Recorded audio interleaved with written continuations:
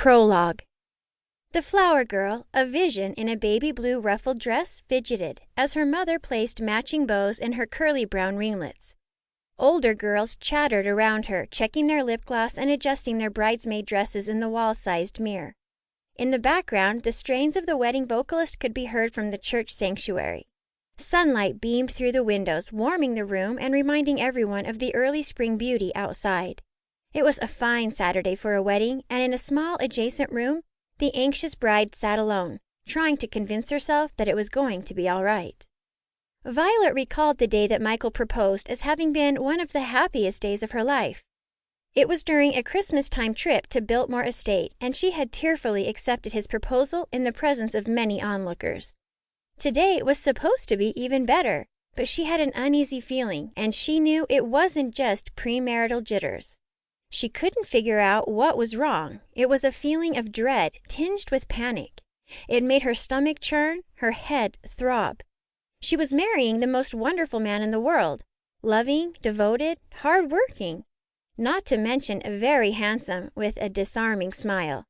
Since when was marrying the man of your dreams supposed to make you feel this way?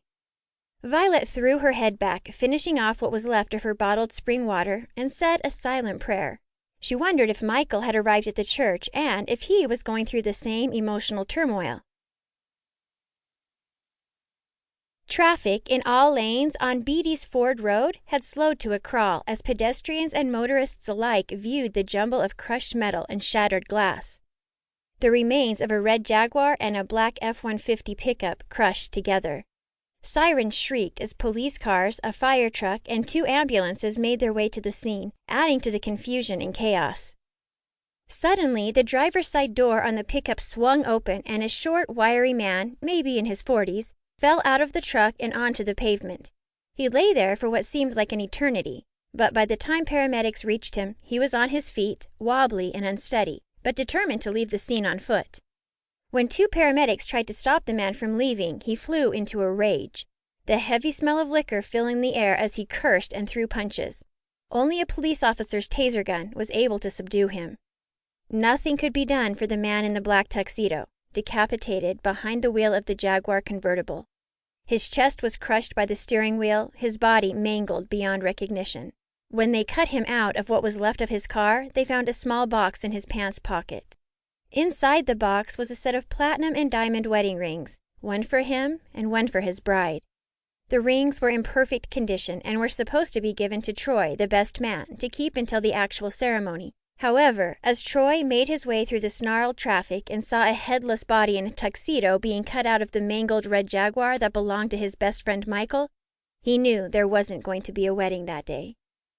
Troy arrived at the church, ashen and mute. He didn't know what else to do except somehow get the word to the wedding party that the groom wasn't going to be there. And, of course, why? Nearly falling out of his Range Rover because standing upright was not his strongest attribute at the moment, he stumbled toward Violet's mother, who had just arrived and was conveniently very close to where he had parked.